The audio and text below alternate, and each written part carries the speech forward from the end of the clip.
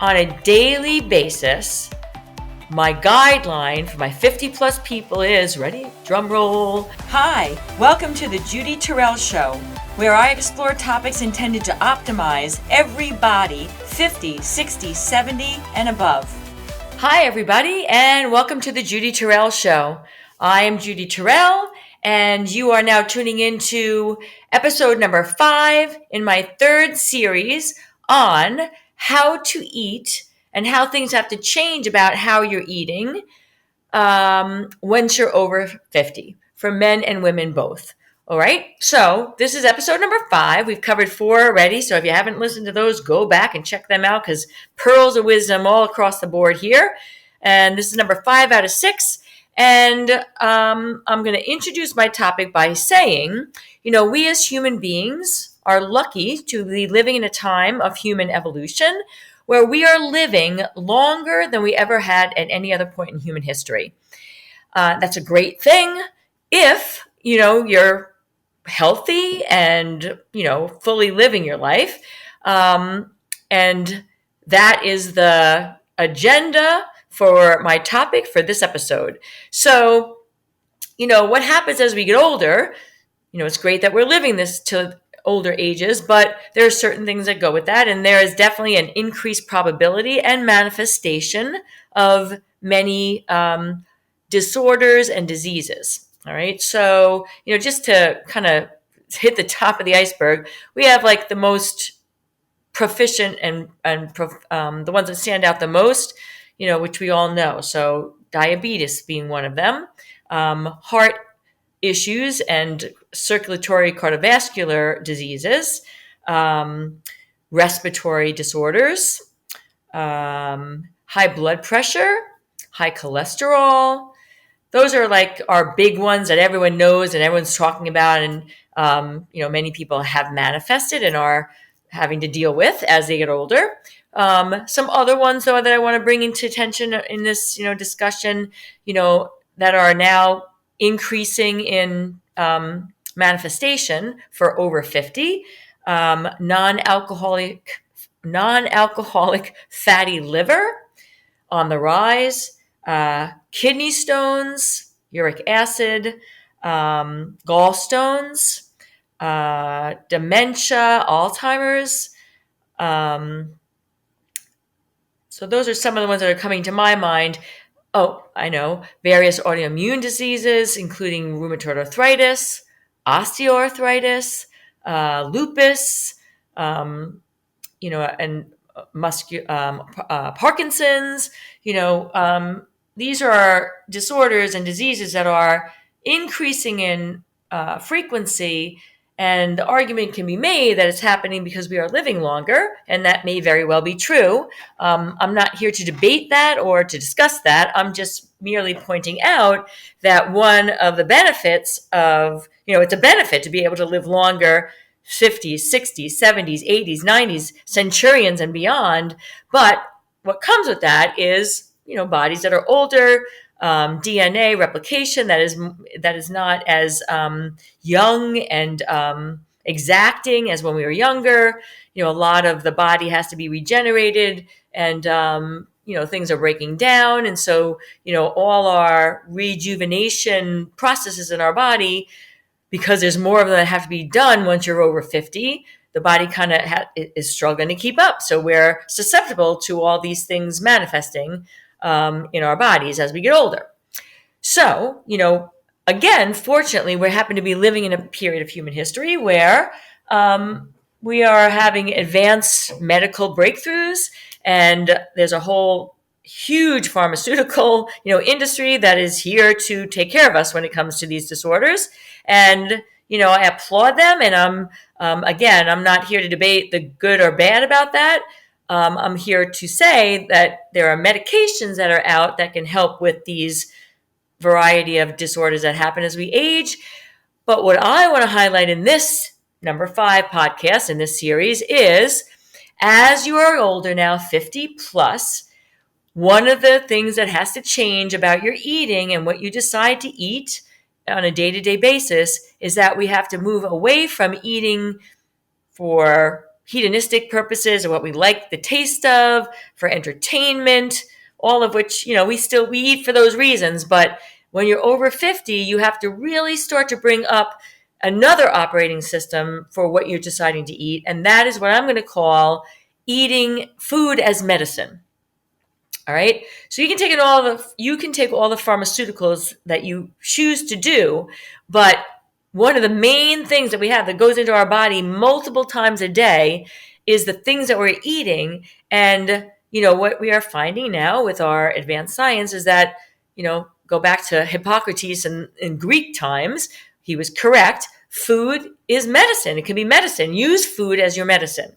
So that is what we want to start to be thinking about as we're over 50, and is a very important, operating principle. And that's what I'm highlighting in this series. But as we all well know that are 50 plus, we live in this tremendous information age. So, you go to the internet and you see, posting and websites and articles and podcasts and whatever, all about, the top 10 foods to eat if you want to prevent cancer. The top 3 foods to eat for boosting immunity. Article, like I said, information abounding regarding food as medicine. I'll give you a couple specifics that I've listed actually here so I can refer to them. So eat red yeast rice as a food medicine to help you to decrease your cholesterol. Broccoli sprouts, really big right now. They are amazing for enhancing your immunity. Blueberries, anything blue color in the natural blue color in the fruit and vegetable world has erythrocyanins, and they are really good for increasing your antioxidants that are going in your body. Chickpeas, beans in general, really good, starch and excellent for feeding the microbiome in the colon and helping that to be healthy. And that's where the seat of your immunity is and is a cornerstone of your GI health. And then purple potatoes that are said to now be able to help with cancer prevention. Because of their natural, the elements that go with the pigment of a purple color in a natural potato in the purple potatoes. And I could go on and on and on. So what I find with my clients that are coming to see me is that there's a lot of confusion. So, if you really try to stay up to date on, what to eat and what not to eat and using food as medicine, because everybody is, most people are on this same page in that, they want to be able to not live on medications. So, the whole concept of food as medicine for a 50 plus person is very, appealing. But if you try to follow all the information that's out, 2 things will happen. The information about food as medicine. Number one is you'd have to be eating 24/7, and the sheer magnitude of what you'd have to eat is overwhelming. Sometimes it's like, well, you should eat, purple vegetables, including eggplant, because that purple erythrocyanin is a really good, powerful antioxidant that's good for a whole host of reasons. But, if you follow Tom Brady and don't eat nightshades because they have leptins in them and they're bad for your body, now it's like you should eat eggplant or you shouldn't eat eggplant. White potatoes, the skull and crossbones right now because they're a carb and a white carb. So you should never be eating white potatoes. But white potatoes happen to be the number 1 food with the highest potassium amount, per ounce. And most of us are deficient in potassium. We're overly consuming sodium. Sodium-potassium pump is the entire electrical system of our body, and we need the potassium. So should you eat white potatoes or should you not eat white potatoes? And I could go on and on again with literally millions of examples of, this discrepancy now, of food as medicine. And well, it's good for this, but it's not good for that. You should eat this, but if you do eat it, you're going to, it's got this element in it. So again, my clients are coming in to see me. Many are just so completely like confused and inundated with information that seems to be conflicting, or not, that you can't follow in any sort of sustainable way. And then they just kind of throw in the towel and they're like, so I'm just eating anything, because I don't even know what to do. Meanwhile, my diabetes is running rampant. I have, I just got diagnosed with non-alcoholic fatty liver. My cholesterol just went off the charts. And, so that approach of, I don't know what to do, so I'm throwing my hands up and giving up is not something that's an option. So for my over 50 people, we know that we need to eat food now, not just as a hedonistic, taste-oriented decision-making process. We all kind of agree that we want to use food as our medicine to help to counter having to use pharmaceuticals.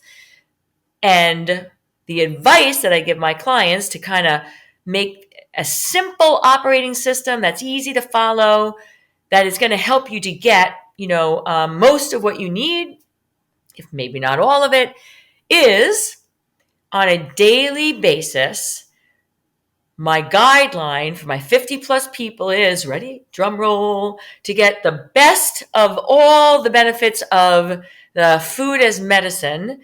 You want to eat naturally colored plants, and you want to take 5 different colors every single day.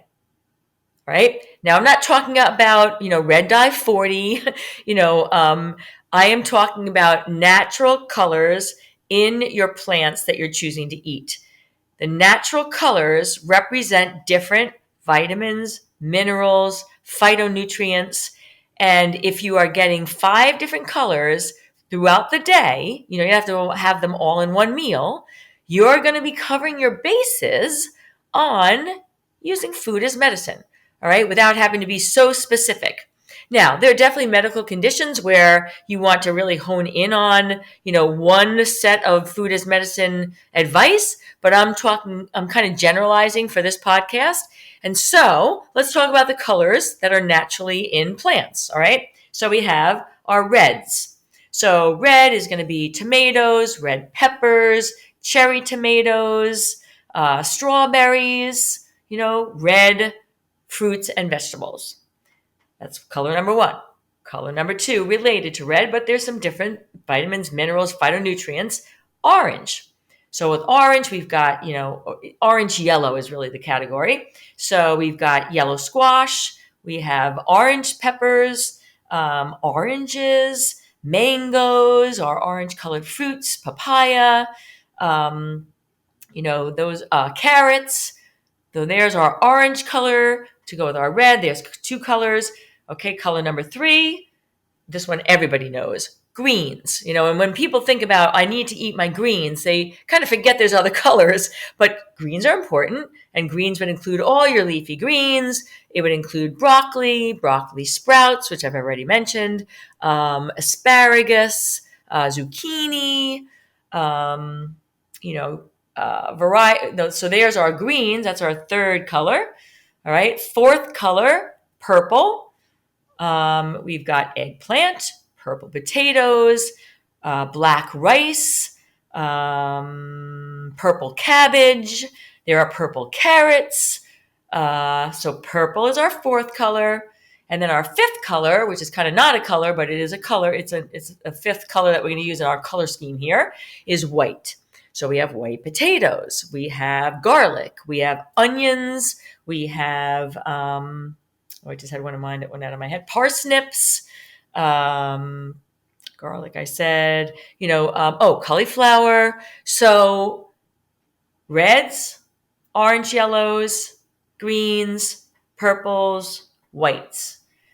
If on a daily basis you say, I'm going to have, 2 of those at lunch, I'm going to put 2 in my breakfast, I'm going to have 3 at dinner, I'm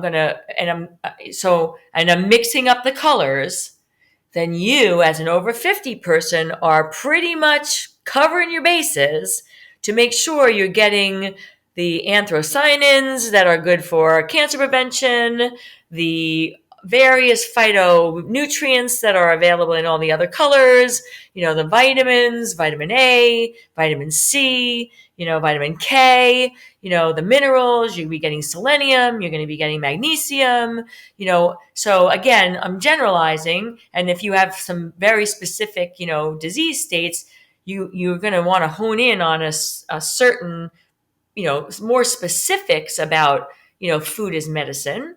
But for my general population, 50 plus, men and women both, operating system for you is, I want to try and get all 5 colors, fruits and vegetables in my daily eating. And by the end of the day, you can go check, check, check, check. And that gives you something that is relatively simple, but quantifiable and relatively easy to follow. So, number 5 in my how do we need to eat when we're over 50 for men and women is use food as medicine and track 5 colors daily.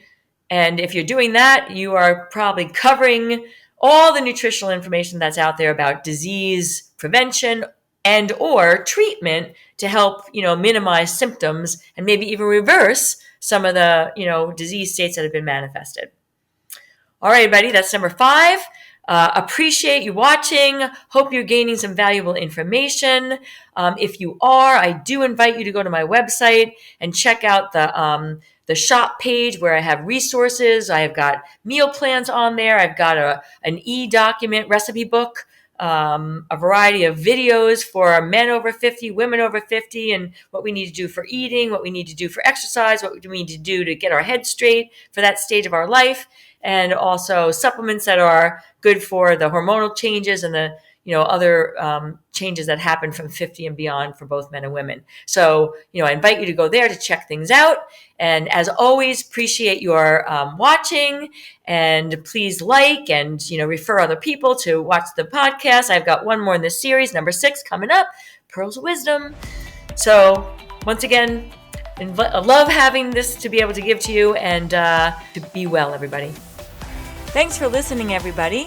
And if you'd like to have access to some of my additional resources, I can be found at Facebook, Instagram, YouTube, and on my website, www.judyterrell.com.